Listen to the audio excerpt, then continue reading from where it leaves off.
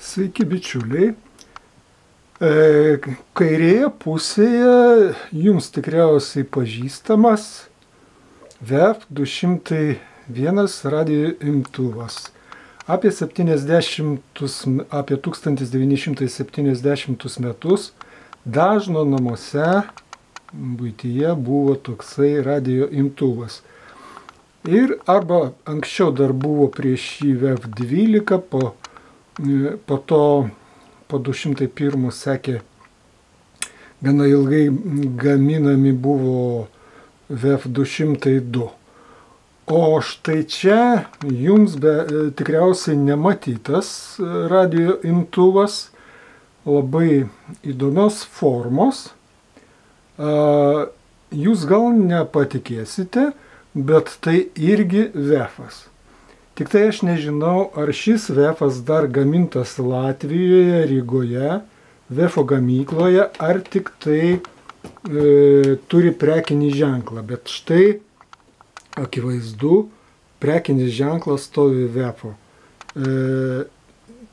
Tai šis aparatas, nežinau, kur pagamintas, kokioje šalyje. Jeigu tai Latvijoje pagamintas, tai ko gero čia bus jau vienas paskutiniųjų arba pats paskutinis toje gamykloje pagamintas radio aparatas, paskutinis modelis. Ir jis nedaug turi bangų diapazonų, FM turi ir viduriniąsias bangas. Na, čia visa antena FM ištraukta, labai jinai trumpa, 10 cm kokių.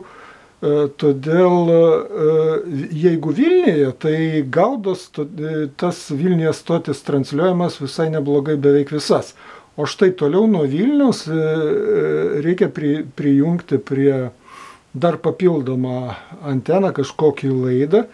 Ir tada taipogi šis radijo imtuvas neblogai gaudo čia visas stotis, pradedant Rock FM ir visomis kitomis. Ir visas kitas. Naharovai bus Liepos 14. Tu pagirta? Štai tokia vokiška.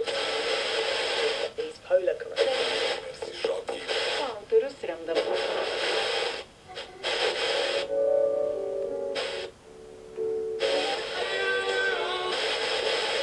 Girdžiu, kažkas vejasi. Gyveni plaukai, margas juokas.